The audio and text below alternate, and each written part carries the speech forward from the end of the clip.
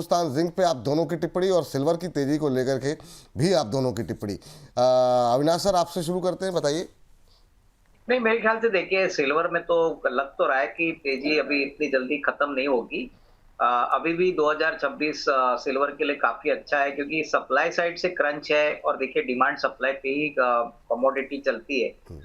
तो मुझे लगता है कि देखिए हिंदुस्तान जिंक एक अच्छा विकल्प है क्योंकि ऑलमोस्ट 25% इनका जो कामकाजी मुनाफा है वो सिल्वर से आता है। अभी सिल्वर की कैपेसिटी पे वो बढ़ा रहे हैं। तो सिल्वर को किसी को अगर बेट करना है तो मैं समझता हूँ कि अगर खराब बाजार में आपको हिंदुस्तान जिंक मिलता है तो थोड़ा थोड़ा करके एसआईपी में खरीद लीजिए। यहाँ से भी अच्छी खासी बढ़त मिलेगी। और दूसरा, मैं गोल्ड के ऊपर भी हम पॉजिटिव है। हमको लगता है कि गोल्ड भी इस बार सप्लाई कंस्ट्रेंट रहेगी। इनफैक्ट एक बैंक ऑफ अमेरिका का रिपोर्ट आया था, उन्होंने कहा कि गोल्ड का जो प्रोडक्शन है वो इस बार साल 2026 में 5 या 6% घटेगा। तो उसका मतलब है कि गोल्ड की कीमतें भी डेफिनेटली बॉयंट रहेगी।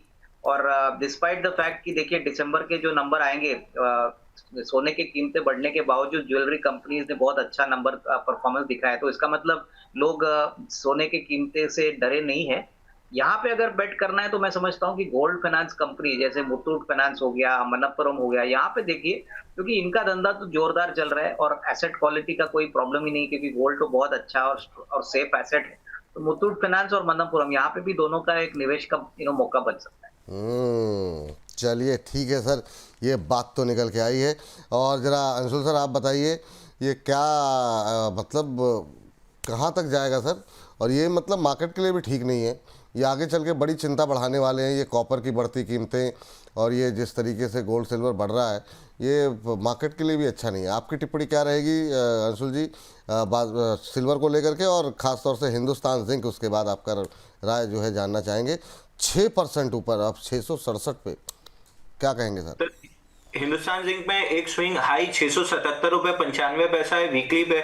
यहाँ पे थोड़ा सा रेजिस्टेंस मिलेगा और 50 डे मूविंग एवरेज से ऑलमोस्ट 100 रुपए दूर हो चुका है। तो 677 के आसपास अगर चाहें शॉर्ट टर्म ट्रेडर है तो थोड़ी सी प्रॉफिट बुक कर लें क्योंकि ये मूविंग एवरेज के अंदर पुल बैक देगा। हिंदुस्तान कॉपर पे एटीआर एक्सटेंशन क्लियरली दिख रहा है, उसमें पुल बैक आया तो इसमें भी साथ साथ, क्योंकि दोनों लगभग साथ में चलते हैं तो इसमें भी आ सकता है। बट 677 मेजर रेजिस्टेंस है, वहां पे थोड़ा सा प्रॉफिट बुकिंग कंसिडर करना चाहिए। सिल्वर में सर परसों भी हमने डिस्कस किया था मंडे की शुरुआत में कि ऑल टाइम हाई के पास 82.67 का ऑल टाइम हाई है सिल्वर का, उसी के पास आके खड़ा है।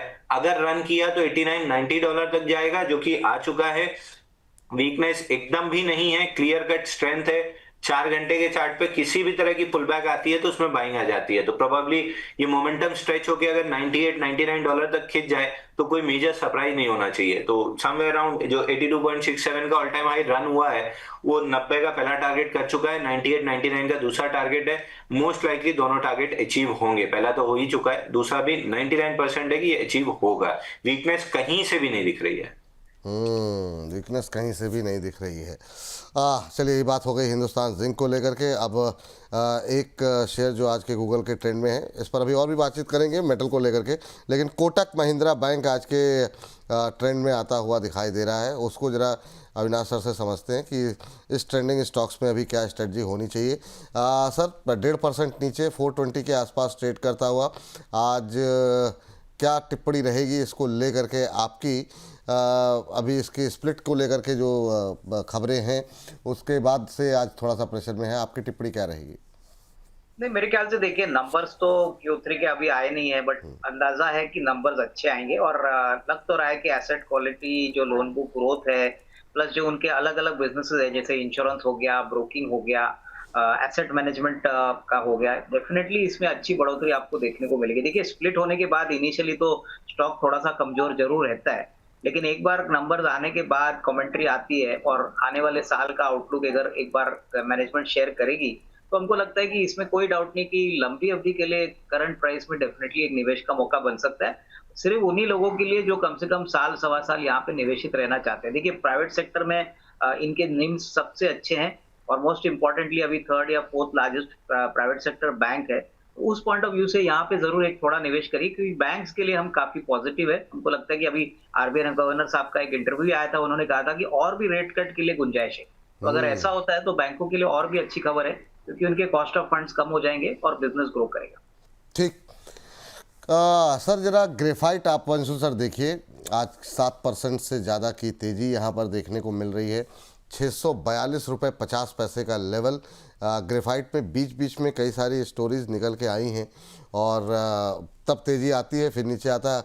अभी नए उच्चतम स्तर बनते हुए क्या कोई संभावनाएं यहाँ पर बन रही हैं क्या, या फिर रैली आ चुकी है? आपकी टिप्पणी क्या रहेगी ग्रेफाइट इंडिया को लेकर के?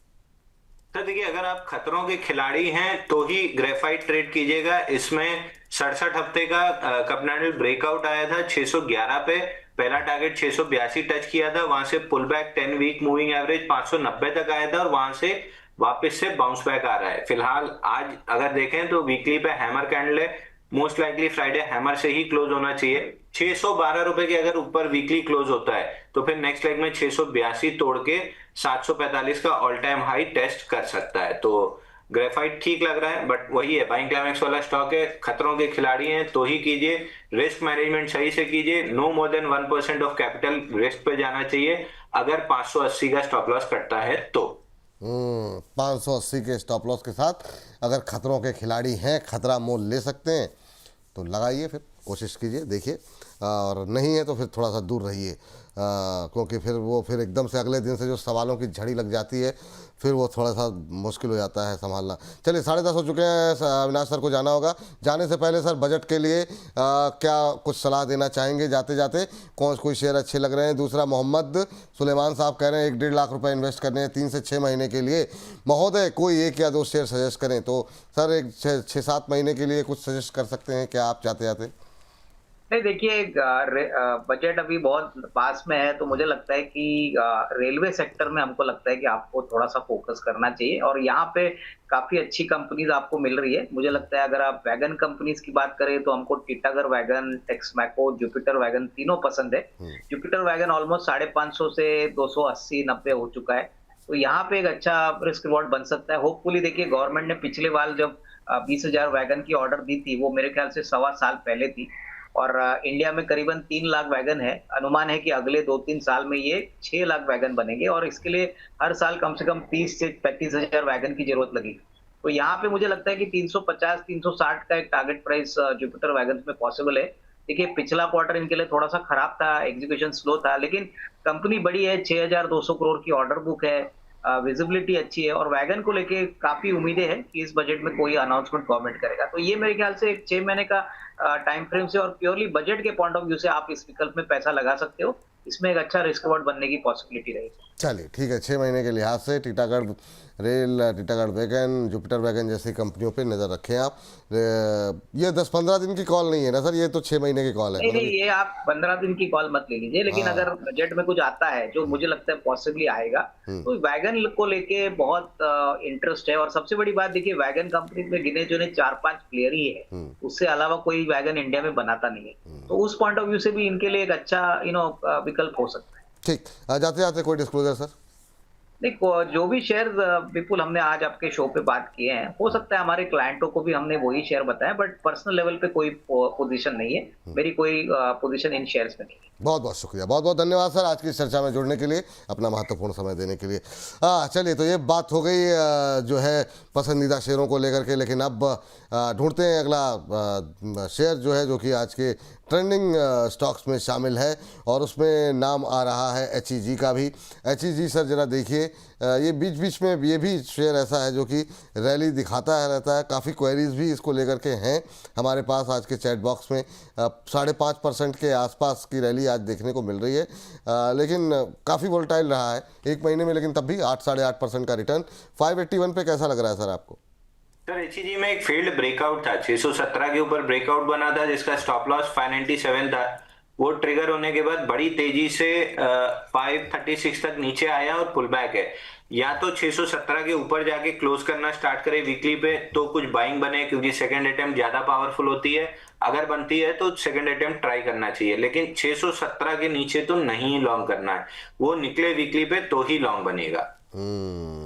चलिए, ये बात यहाँ पर निकल करके आई एचईजी को लेकर के।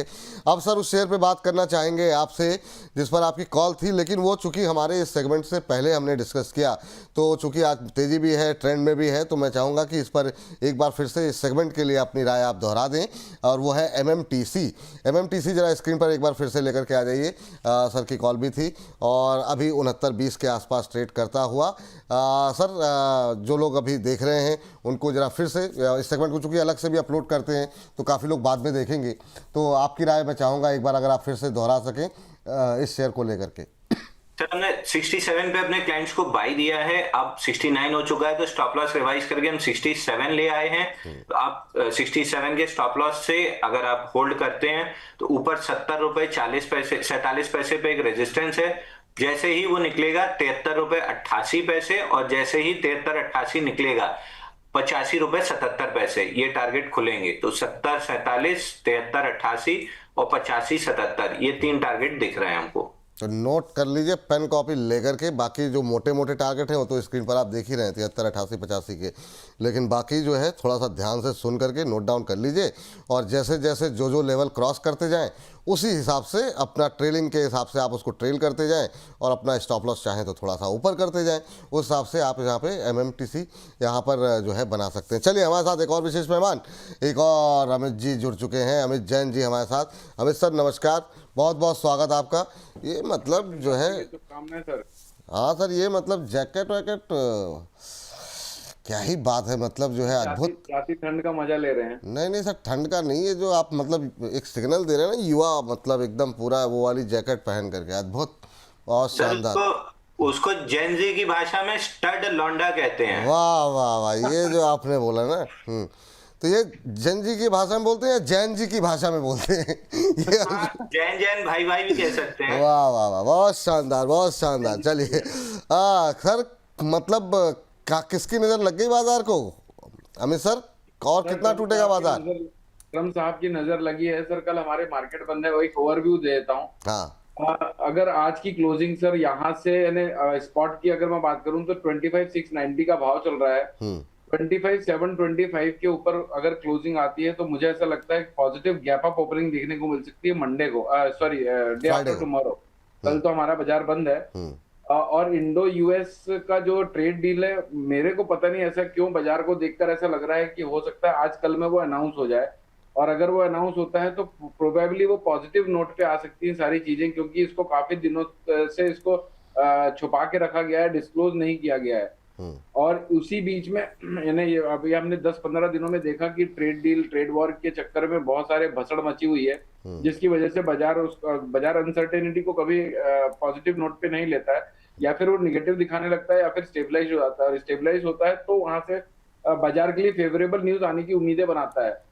तो मुझे ऐसा लगता है विपुल जी की 1% चांसेस लगते हैं एकदम, ऐसा नहीं कि बहुत अग्रेसिव कन्विक्शन है अभी। आज की क्लोजिंग पे वो थोड़ा कन्विक्शन बढ़ता हुआ नजर आ सकता है, लेकिन मुझे ऐसा लगता है कि एक ऐतिहासिक गैप अप ओपनिंग देखने को भी मिल सकती है, क्योंकि आज ट्रेडर्स लोग मोस्टली अपनी पोजीशन को वाइंड अप करके जाएंगे, अनसर्टेनिटी को अवॉइड करेंगे। तो देखते हैं सर, ये एक्सपेक्टेशन है सिर्फ, लेकिन एक्सपेक्टेशन पे बाजार चलता नहीं है। एक बस यही कहना चाहूंगा कि कोई भी शॉर्ट पोजीशन को लेके जाना अवॉइड करना चाहिए अभी, स्पेशली कल के लिए। लॉन्ग लेके जाना है तो छोटी मोटी क्वांटिटी को लॉन्ग लेके जा सकते हैं गैप अप ओपनिंग को एंजॉय करने के लिए। तो ब्रेकआउट जोन है अभी इसका 26,000 का है। वैसे भी 26,000 के ऊपर जब तक नहीं निकलता तब तक नए हरे नीले आसमान में निकल जाए इसकी उम्मीद कम है, लेकिन अगर गैप अप ओपनिंग हो जाती है 26,000 के ऊपर ट्रेड कराने लगता है तो फिर बाजार टूवर्ड्स प्री बजट रैली को भी दिखाना स्टार्ट कर देगा। और on the contrary bank Nifty 60,050 के ऊपर एक बड़ी तेजी ट्रिगर कर सकता है। जब तक 60,050 में काट रहा है तब तक हो सकता है ये बाउंस बैक, ये एक्यूमुलेट करता रहे बाजार, बहुत बड़ी मंदी और ना बहुत बड़ी तेजी आए। ये बात यहाँ पर निकल करके आई है। चलिए, अभी थोड़ा सा मामला जो है इफ़ और बट पे ज़्यादा दिखाई दे रहा है। आप देखना, ये अगर जो आपने कहा ट्रेड डील को लेकर के ऐसा कोई खबर आ जाए तो आपके मुंह में घी शक्कर सर, कि मतलब ये मतलब शायद एक बाजार भी एक अच्छी खबर का वेट कर रहा है। वो ना तो नतीजों से कुछ ऐसा कुछ हो, किसी बड़ी कंपनी के नतीजे कुछ मतलब धुआंधार हो जाए, या फिर मतलब कुछ तो ऐसा हो। चलिए वेदांता पे राय लेते हैं, और वेदांता पे आप दोनों की राय ज़रूरी है, क्योंकि काफ़ी सारे क्वेरीज़ हैं, तो जिस पे बहुत ज़्यादा सवाल होते हैं उसमें हम चाहते हैं कि अलग अलग व्यूज़ जो है वो सब तरह के मिल जाएं और लोग अपना निर्णय अपने हिसाब से ले सकें। अंशुल जी देखिए ज़रा वेदांता, और कितना दम बाकी है, और क्या अभी भी दम बाकी है? 676 अब जो है डिमर्जर की प्रक्रिया ऑलमोस्ट लगभग फाइनल हो चुकी है। आपकी टिप्पणी क्या रहेगी वेदांता को लेकर के? सर आज वेदांता में जाके एटीआर एक्सटेंशन कैंडल दिखना स्टार्ट हुआ है, तो या तो प्रॉफिट बुक करना स्टार्ट कर दें या फिर 642 का मैंडेटरी स्टॉप लॉस ले लें, क्योंकि बाइंग क्लाइमेट इसके एटीआर एक्सटेंशन के बाद एटलीस्ट 20 डे मूविंग एवरेज तक पुल बैक आता है, और in general 50 day moving average तक पुल बैक आता है। तो 20 डे मूविंग एवरेज 606 पे है, 50 डे मूविंग एवरेज 567 पे है, जो विद टाइम थोड़ा सा ऊपर स्ट्रेच होगी, बट अब वर्टिकल अप मूव हो चुकी है। तो या तो 642 का स्टॉप लॉस अगर लगा सकते हैं तो होल्ड कीजिए, नहीं तो एटलीस्ट 75% पोजीशन तो बुक कर ही लेना चाहिए। एटीआर एक्सटेंशन से मजाक बहुत भारी पड़ता है। आप सहमत हैं या आपका व्यू अलग है? बिल्कुल जी, लास्ट शो में भी हमने वेदांता के बारे में बात की थी, और मैंने 680 के ही पोटेंशियल टारगेट बताए थे। वो टाइम पर बाजार 540 के आसपास चल रहा था, तब भी हमें ओवरबॉट दिख रहा था चार्ट्स में। अभी मुझे ऐसा लगता है ये फ्रेश अपवर्ड का एक्सपांशन आया हुआ है चार्ट्स में, यानी कि बाजार और भी पोटेंशियल रखता है। 740 और 790 तक के भाव भी दिख सकते हैं। यहाँ पर फ्रेश खरीदारी की राय नहीं है, तो बिकवाली करने से भी बचना है। अगर किसी के पास लॉन्ग होल्ड है तो अपने स्टॉप लॉस को 607 तक ट्रेल कर ले, और जो एक्सपांशन मोड पे बाजार जाता है तो 740 और 780 के आसपास प्रॉफिट बुक करने की अपॉर्चुनिटी खोजे। चलिए ठीक है, अलग अलग व्यूज़ हैं, आपको जो फॉलो करना है आप कर सकते हैं। अगला प्रश्न जो होगा वो होगा अंशुल जी, वोडाफोन को लेकर के 11 पे आ गया सर। ये बड़ी संख्या में ट्रेडर रिटेलर सब फंसे हुए हैं इसमें, मतलब घुसे हुए हैं, फंसे तो नहीं कहेंगे, क्योंकि 5-6 रुपये से लेकर के 12 रुपये तक का मूव दिया है। काफ़ी लोगों को एग्जिट का मौका मिला, कुछ लोग 12 पे भी 12.5 पे भी खरीद रहे थे। अभी जो ये 11 के आसपास डोल रहा है, क्या संभावनाएं आपको यहाँ पर दिखाई दे रही हैं? तब तक आप जो है अमित जी आप इंडस टावर देख लीजिएगा। इसी के साथ इसमें भी काफ़ी गतिविधि आती हुई दिखाई दी। आज कई सारी ब्रोकरेज हाउसेस की रिपोर्ट भी थी इस पर इंडस टावर को लेकर के। लेकिन पहले जरा अंशुल जी, वोडाफोन आइडिया 11 रुपये 10 पैसे। सर आइडिया में 10.47 का नीचे मेजर सपोर्ट है, जहां से प्रीवियसली ब्रेकआउट आया था। तो 10.47-11 इस रेंज में अगर चाहें तो बाई कर सकते हैं। धीरे धीरे करके ऊपर 13-20 और उसके ऊपर 15-5 जा सकता है। इतना थका हुआ काउंटर है, और एक खराब न्यूज आती है तो 10-15% डाउन मूव खुल जाती है। तो रिस्क बहुत है, रिवॉर्ड बहुत लिमिटेड है। तो मैं कभी ना इस पे सलाह देता हूं, ना मैं ट्रेड करना पसंद करता हूं। अगर आपको करना ही है तो 10.47 मेजर सपोर्ट है, उसको स्टॉप लॉस लगा सकते हैं। 13-20 और 15-5 ये दो आपको अपसाइड लेवल मिल सकते हैं। चलिए, तो ये अगर आप इसके साथ कोई रिस्क लेना चाहें तो ले सकते हैं। लेवल्स आपको बता दिए गए, पसंदीदा शेयरों में शामिल नहीं है अंशुल जी के, तो आप अवॉइड करना चाहें तो अवॉइड कर सकते हैं। और अगली कंपनी जो मेरा सवाल था अमित जी से, वो था इंडस टावर। इंडस टावर में आज ब्रोकरेज हाउसेस की रिपोर्ट आई है, और ये भी इंट्राडे हाई पे ट्रेड करता हुआ। क्या यहाँ से कोई ट्रेडिंग अपॉर्चुनिटी है स्विंग ट्रेड के लिए सर? 440 के आसपास गिरते बाजार में भी ये मतलब मजबूती दिखा रहा है अच्छी।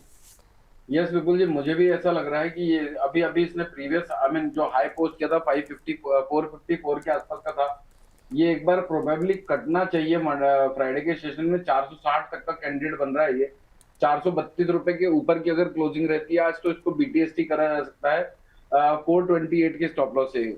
3.15 का भाव 432 के ऊपर होना चाहिए, तभी ये बाय करना है। ये चाहे वो फिर किसी भी लेवल पे हो, 436 पे हो, 435 पे हो, 434 पे हो, 428 रुपए के स्टॉप लॉस से बाय करना चाहिए। 460 रुपए के पोटेंशियल टारगेट फ्राइडे और मंडे तक। तो सर ये 3.15 का वेट करें, अभी नहीं खरीदना, जब 3.15 हो जाए। अगर देखिए, अगर किसी को रिस्क लेनी है तो यहाँ पर भी ले सकता है, लेकिन स्टॉप लॉस 428 के नीचे रहेगा। हमारी कोशिश ये रहती है सर कि एंट्री करने में थोड़ा डिले हो जाए चलेगा, लेकिन एग्जिट थोड़ी फास्ट होना चाहिए, या फिर रिजनेबल होना चाहिए, या फिर जो चीजें हमें पैनिक करती है बाजार में एंट्री करने के बाद वो अवॉइड हो जाना चाहिए। ठीक है सर, नहीं बिल्कुल जितनी सुरक्षा हो सके वो बिल्कुल जो है अपनानी चाहिए। और बिल्कुल जी, बाजार में लॉसेस की सबसे बड़ी एक मेजर वजह है डर।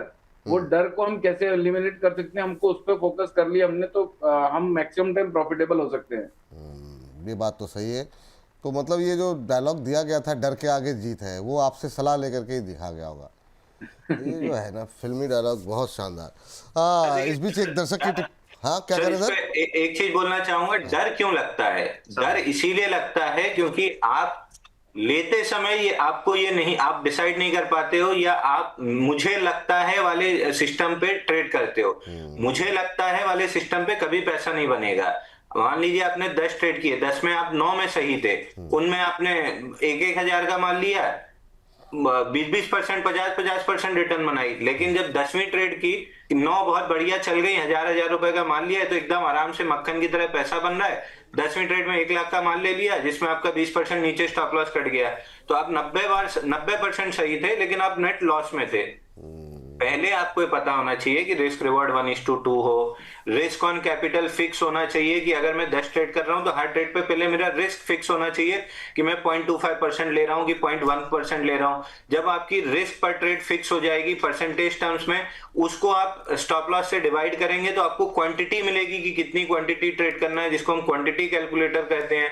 तो जब पहले से आपको पता है कि मैं ये शेयर ले रहा हूं, ये मेरा स्टॉप लॉस है, ये मेरी कैपिटल है, ये मेरा रिस्क पर ट्रेड है, इसकी वजह से इतनी क्वांटिटी आएगी, पूरे कैलकुलेशन में 10 बार आपका दिमाग आत्मसात कर लेता है कि गया तो 0.25% मेरी कैपिटल का क्या है, हो सकता है मेरी कैपिटल 1 लाख है, मैं 1% की रिस्क ले रहा हूं। इतनी बार आप कैलकुलेट कर लेते हो कि 1000 रुपए चला जाएगा, 1000 रुपए चला जाएगा, 1000 रुपए चला जाएगा। तो जब एक्चुअल में 1000 रुपए जाता है तब इतनी बार आपका दिमाग उसको कंप्रीहेंड कर लेता है कि जब वो जाता है तो आपको तकलीफ कम होती है। तो अगर आप ये सारी चीजें कैलकुलेट नहीं कर रहे हैं तो फिर आप शेयर बाजार में नहीं है, आप महाराज धृतराष्ट्र की सभा में बैठे पासे फेंक रहे हैं। तो अंत आपका भी धर्मराज युधिष्ठिर वाला ही होगा कि 12 साल वनवास और फिर 1 बरस अज्ञातवास। 13 साल में आप कैपिटल लेके आएंगे, फिर यही गलती करेंगे, फिर वहीं पहुंच जाएंगे। उदाहरण बड़ा जबरदस्त दे रहे हैं, मतलब अद्भुत, बहुत शानदार। मतलब जो है ऐसे ऐसे ज्ञानी जो है विशेषज्ञ हों तो सुनने में आनंद आता है, सवाल पूछने का मन ही नहीं करता, फिर लगता है बस चलता रहे। बहुत शानदार। हाँ चलिए आगे बढ़ते हैं। और इस बीच संजय त्रिवेदी जी कह रहे हैं, why I am not getting my profit in my portfolio account even when I have bought the stock in delivery. Delivery में ले लिया, किसके ऊपर एहसान किया सर? डिलीवरी में ले रहे हैं, ज़्यादातर लोग डिलीवरी में लेते हैं। तो क्या लिया है, कितने समय के लिए लिया है, ये ज़्यादा महत्वपूर्ण है, और किससे पूछ करके लिया है ये भी ज़्यादा महत्वपूर्ण रहता है। और इस बीच जो है ऋतु जी का एक सवाल अभी लेते हैं, ज़रा उससे पहले एक बार ज़रा रिलायंस पर नज़र डाल लेते हैं। अभी जो है मुझे बताया गया कि रिलायंस इंडस्ट्रीज़ पे एक नज़र डालिए, उच्चतम स्तर पे कामकाज करता हुआ। अंशुल जी ज़रा बताइए, रिलायंस इंडस्ट्रीज़ कैसा लग रहा है? 1458। सर रिलायंस मेरे पर्सनल पोर्टफोलियो में है तो buy sell stop loss target तो नहीं दूंगा, लेकिन मैं एक्सपेक्ट कर रहा था कि एक बार नीचे में 1433 और 1423 में जो गैप है उसको फिल कर ले तो नीचे जाने की फिर कोई वजह नहीं बचेगी। ये इकलौता गैप है जो नीचे फिल होने जा सकता है। इसके बाद जब चलेगा तो 1600 का ब्रेकआउट लेके 2200 की तरफ चल देगा। तो मैं पैसा लिए बैठा था कि गैप फिल करे तो मैं और बाई करूं, बट समाउ गैप फिल नहीं हुआ। आजकल में जब भी गैप फिल होगा तो मैं बाई करूंगा। तो सेबी के नियम जो 30 दिन पहले और 5 दिन बाद तक के हैं वो अप्लाई होते हैं, क्योंकि मैं इसमें लगभग रोज ही अपने कवर्ड कॉल ऑप्शन सजेस्ट करता रहता हूं। तो बाई सेल स्टॉप लॉस की सलाह नहीं है। गैप 1433 1422 इस जोन में फ्रेश एक्यूमुलेशन होगा। 1600 के ऊपर जैसे ही टिकना स्टार्ट करेगा 2000 की तरफ निकल जाएगा। तो सपोर्ट एंड रेजिस्टेंस बता दिए, बाई सेल में नहीं दे सकता क्योंकि सेबी के नियम के नहीं बिल्कुल सर, नियमों का पालन बिल्कुल करना चाहिए। अमित जी कुछ ऐड करना चाह रहे हैं? जी अमित सर कुछ कह रहे थे आप? बिल्कुल जी, लास्ट शो में भी हमने रिलायंस के बारे में बात की थी जब 1510 के आसपास भाव चल रहा था। तब मैंने कहा था ये 1460 रुपए 1430 रुपए के आसपास एक बाइंग पोजीशन देता है। आज भी 1440 का लो है। ओवरऑल मैं ये कहूंगा कि मुझे 1360 का मंदा नहीं लगता है, और जिस दिन भी ये 1510 के ऊपर ट्रेड कराने लगता है तो ये वापस से हरे नीले नए आसमान में जाना स्टार्ट कर देगा। अभी बाउंस बैक पॉसिबल है 1495 तक का। तो अगर किसी को इन्वेस्टिंग स्टार्ट करनी है तो रिलायंस एक अच्छा काउंटर है। ओवरऑल ये ध्यान में रखना है कि 1360 तक भी गिर जाए तो मुझे इसको लेना ही है, और यहाँ पर पूरी क्वांटिटी नहीं लेना। अगर ब्रेकआउट आ जाता है और रिलायंस इंडस्ट्री 1527 को काट देता है तो फिर हम इसको वापस से 1600 1700 1800 रुपए तक के पोटेंशियल का पोटेंशियल कैंडिडेट बन जाएगा। और अगर आज की क्लोजिंग भी विपुल जी 1450 रुपए के ऊपर की रहती है तो भी BTST किया जा सकता है 1495 के टारगेट के लिए 1440 के नीचे का स्टॉप लॉस होगा। यानी ये चलिए, 3 बजे के बाद डिसाइड करना है। 3 बजे के बाद डिसाइड करना है। वैसे भी बाजार आजकल 3 बजे के बाद ही डिसाइड करता है कि किधर जाएगा। तो ठीक है, देखते हैं। चलिए, ये हो गया RIL के बाद जो है अगली टिप्पणी लेकर के आते हैं। अंशुल जी के लिए एक सवाल आया हुआ है, और अंशुल जी ये हमारे एक दर्शक हैं ऋतु श्रीवास्तव जी, कह रही हैं कि भगवान कृपा करो डिक्सन में एंट्री लेवल बता दीजिए अंशुल सर से। तो अंशुल जी बता दीजिए ज़रा डिक्सन को लेकर के अभी आपका व्यू क्या है, और एंट्री लेवल जानना चाह रही हैं मैम ऋतु श्रीवास्तव जी। क्या टिप्पणी रहेगी आपकी उनके लिए? देखिए, ऋतु जी से फिर मेरा काउंटर क्वेश्चन रहेगा कि अगर आप रेगुलर मेरे को सुन रही हैं तो ये सवाल नहीं आना चाहिए कि डिक्सन में एंट्री कहाँ करें। मैंने आपको ट्रेंड में बाइंग क्लाइमेक्स का एग्जांपल सामने दिखाया था। तेजस नेटवर्क 1250 से 383 रुपए आ गया, बाइंग क्लाइमेक्स का दिखाया था। तो क्यों बाइंग क्लाइमेक्स वाले स्टॉक्स में आपको एंट्री करनी है? 17,470 रुपए जब टूटा था तब से मैं बोलते आ रहा हूँ डिक्सन में कि 10,616 और 8,450 ये दो बाइंग क्लाइमेक्स के कम से कम वाले टारगेट हैं, ज्यादा से ज्यादा नहीं। 1250 का तेजस 383 आ गया। रेलवे डिफेंस सब बाइंग क्लाइमेक्स में बताया था, सब स्टॉक 50% टूट चुके हैं बजट के बाद, और इनमें तुड़ाई होगी। तो ये बाइंग क्लाइमेक्स वाले स्टॉक से इनसे दूरी बनाना सीखिए। मतलब ये बाइंग क्लाइमेक्स वाले स्टॉक शादी के प्रोस्पेक्टिव से, क्योंकि मैं मेल हूं तो मैं मेल प्रोस्पेक्टिव से बता दे रहा हूं, फीमेल प्रोस्पेक्टिव से भी ले सकती हैं। बाइंग क्लाइमेक्स वाले स्टॉक वो घरवाली हैं जो साथ रहेंगी तो भी तकलीफ देंगी और तलाक भी नहीं दे पाएंगी। तो जितना जल्दी इन सब से छुटकारा पा लें उतना सुखी रहेंगे। 17,472 पे बाइंग क्लाइमेक्स हुआ था, 10,616 पहला टारगेट है, वहां से बाउंस बैक आ सकता है, बट उसके बाद 8,450 भी आएगा। HEG देख लीजिए, ग्रेफाइट देख लीजिए, आज 2018 में बाइंग क्लाइमेक्स किए थे, अभी तक ऑल टाइम हाई नहीं लगा है 2025 में। तो 5, 7, 8 साल लग जाता है। इकलौता BSC है जहां पे बाइंग क्लाइमेक्स फेल हुआ है, उसके अलावा मेरे को नहीं दिखता किसी स्टॉक में जहां बाइंग क्लाइमेक्स फेल हुआ है। 50% चांस होता है 80% करेक्शन का, और 80% चांस होता है 50% करेक्शन का। तो 17,000 का आधा भी आप जोड़ेंगे तो 8,500 आराम से बनता है। जब बात है यहाँ पर। चलिए, अगली टिप्पणी जो है लेते हैं। एक हमारे मोहम्मद सुलेमान साहब हैं, कह रहे हैं विपुल सर आप जो सवाल करते हैं और उस सवाल से रिलेटेड जो क्वेश्चन करते हैं उससे सारे डाउट्स क्लियर हो जाते हैं। आप कुछ और बड़ा प्रोग्राम कर सकते हैं। सर अब आपने भरोसा जताया तो कुछ बड़ा करने की कोशिश की जाएगी, बाकी तो अभी छोटा करके ही ठीक है, बस चल रहा है काम। लेकिन बिल्कुल सर, थैंक यू, जो भी आपने सराहना की उसके लिए बहुत बहुत धन्यवाद आपको। और इस बीच चलते हैं अगले काउंटर मेरे। अच्छा, ग्रो पे सर ज़रा टिप्पणी दीजिए अमित जी। कैसे देख रहे हैं आप इसे? ग्रो पर लगातार जो है ट्रेंड में बना हुआ है, ये अपना नीचे की तरफ जाने को राजी नहीं है। बीच बीच में रिकवरी जो है मारते रह रहा है, 160 के ऊपर बना हुआ है, 161.75। क्या टिप्पणी रहेगी अभी ग्रो को लेकर के? विपुल जी, मुझे लगता है कि अभी 1 से 1.5 महीना मिनिमम ये 170 रुपए और 150 रुपए की रेंज पे ही फंसा रहेगा। ना 170 के ऊपर जाने के पोटेंशियल लगते हैं, ना ही 147 रुपए के नीचे टिकने के पोटेंशियल लगते हैं। तो ये मोटा माटी 15-20 रुपए की रेंज है। इसी रेंज के बीच दरमियान घूमना चाहिए और एक्यूमुलेट करना चाहिए बाजार में। उसके बाद अगर कोई ब्रेकआउट आता है, यानी कुछ समय बाद हो सकता है, इसमें और भी टाइम लग जाए, 2-3 महीने का टाइम लग जाए, उसके बाद हम एक ब्रेकआउट 170 के ऊपर क्लोज होने के बाद 190 रुपए तक का देख सकते हैं। चलिए ठीक है। अच्छा, आज का युद्ध थोड़ा दिलचस्प चल रहा है बुल और बियर के बीच में। बिल्कुल नेट टू नेट फाइट चल रही है। 2 पॉइंट ऊपर जा रहा है, फिर नीचे आ रहा है, फिर ऊपर जा रहा है, फिर 2500-700 के ऊपर। जी, मोस्टली क्लोजिंग यहीं पर होगी सर आज, यानी आखिरी तक। अच्छा। 25,750 अभी जो निफ्टी फ्यूचर जनवरी वायदा चल रहा है, और 700 की स्पॉट चल रही है। अगर ये भी क्लोजिंग हो गई तो सर परसों गैप अप ओपनिंग होने की ब्राइट चांसेस हो जाएंगे। चलिए सर, भविष्य उज्जवल हो, हम तो यही चाहेंगे।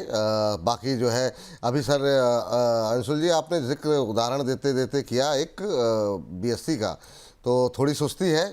ज़रा देखिए यहाँ पे क्या किया जा सकता है। और बहुत लोगों की टिप्पणियाँ रहती हैं, BSC हुआ, ग्रो हुआ, ये सब मतलब डेली बेसिस के ट्रेंडिंग स्टॉक्स में शामिल रहते हैं। आप चाहें ना चाहें कहीं ना कहीं चर्चा में आ ही जाते हैं। या तो बहुत तेज़ी रहती है, या सब धीमापन भी आता है तो भी काफ़ी सवाल रहते हैं। ये 2800 के आसपास क्या टिप्पणी रहेगी सर?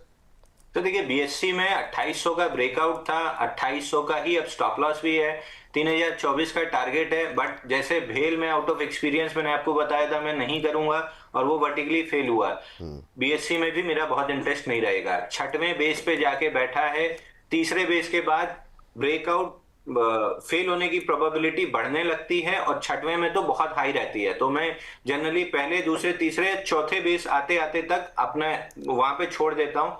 पांचवें छठवें में मेरा बहुत इंटरेस्ट नहीं होता क्योंकि फेलियर रेट हाई होता है और जनरली छठवें में जाके ही बाइंग क्लाइमेक्स बनता है।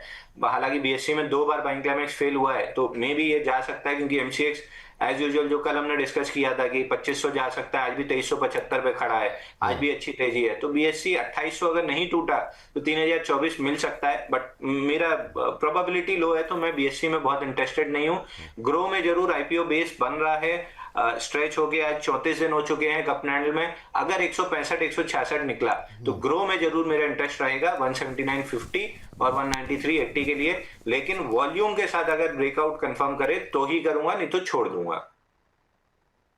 ग्रो में जो है 165 का लेवल अगर ऊपर क्रॉस करता है उसके बाद तेज़ी की संभावनाएं हैं।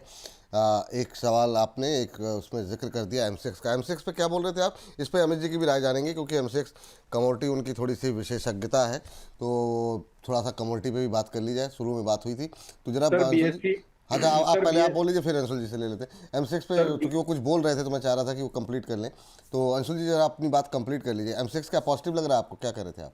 सर एमसीएक्स अपना फ्राइडे को भी डिस्कस हुआ था कि जब तक 2176 नहीं टूटता है तब तक बहुत आराम से 2500 निकल जाएगा। तो वहीं पे 2200 रुपए के आसपास से पलटा है, 2375 हाई बन चुका है। अब चाहे तो स्टॉप लॉस रिवाइज करके 2310 कर सकते हैं, बट 2500 जाते हुए दिख रहा है। तो अगर प्रॉफिट लॉक इन करना है तो 2310 का स्टॉप लॉस लगा लीजिए, निकले तो अपना प्रॉफिट लॉक कर लीजिएगा, नहीं तो 2500 रुपए आराम से मिल ही जाएगा। करंट लेवल पे खरीद सकते हैं क्या सर? अब मोमेंटम चेजिंग हो जाएगी सर। मोमेंटम चेजिंग फिर थोड़ी सी लो प्रोबेबिलिटी वाली होती है, तो मैं जनरली हाई प्रोबेबिलिटी चीजें चाहता हूँ। मोमेंटम प्ले करना है तो 2310 के स्टॉप लॉस से कर सकते हैं, बट जनरली इस मार्केट में मोमेंटम अवॉइड करना चाहिए जब इंडेक्स थोड़ा सा वीक हो। इंडेक्स अगर स्ट्रांग हो तो मोमेंटम चेजिंग में अच्छा पैसा बनता है। चलिए ठीक है, ये जो है अंशुल जी की राय है यहाँ पर। अब जरा अमित जी की भी राय ले लेते हैं। अमित सर, ये मतलब आजकल तो बल्ले बल्ले चल रही है, आपका तो दोनों में हाथ साफ है, तो मतलब दोनों हाथों में लड्डू आपके, मतलब कमोडिटी भी चल रही है, इक्विटी भी मतलब चल नहीं रहा है, परेशान करके लोग परेशान है, इसलिए परेशान है, लोग जानना चाह रहे हैं ये मतलब सिल्वर में कितनी तेजी है सर? किसमें? सिल्वर में क्या करके मानेंगे आप, ये बताइए सर। मुझे सिल्वर में सर एक प्रॉफिट बुकिंग एक्सपेक्टेड है। ये एक्चुअली जो आज की मूवमेंट हो रही है 2,85,000 रुपए तक पहुंच चुकी है, 2,87,990 का हाई पोस्ट कर चुका है। मुझे ऐसा लगता है कि आने वाले टाइम पर यानी कुछ फ्राइडे को हो सकता है प्रोबेबली हमें आज भी इवनिंग सेशन में हम एक प्रॉफिट बुकिंग देखें। यहाँ पर एग्जॉस्ट होते हुए नजर आ सकती है। वीकली मंथली चार्ट देखते हैं तो एक्सट्रीम ओवरबॉट सिचुएशन में है, लेकिन एक्सपांशन में ओवरबॉट नहीं रहता है और एक्सपांड करते चला जाता है। उम्मीद तो है करेक्शन ट्रिगर होने की, तो यहाँ पर फ्रेश खरीदारी करने की तो सलाह कम रहेगी। 290 और 3,05,000 रुपए तक टेस्ट हो जाए तो अलग बात है। बीएससी में एक व्यू देना चाहूंगा विपुल जी। बीएससी अभी 2800 रुपए के आसपास चल रहा है। बीएससी में मुझे आने वाले कुछ दिनों में 3250 तक का एक ब्रेकआउट दिखता है। अब ये सस्टेनेबल ब्रेकआउट होगा नहीं होगा ये तो वक्त बताएगा, लेकिन अगर किसी को इसको लॉन्ग करना है तो 2650 के स्टॉप लॉस से 3250 रुपए तक के टारगेट के लिए ले सकते हैं। रिस्क रिवॉर्ड भी ठीक ठाक है, यानी 1:1.15 का है।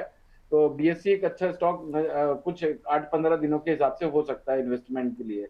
एमसीएक्स की अगर मैं बात करूं तो विपुल जी एमसीएक्स को तो चार्ट ही नहीं बन रहा है मेरे पास, मल्टी कमोडिटी एक्सचेंज।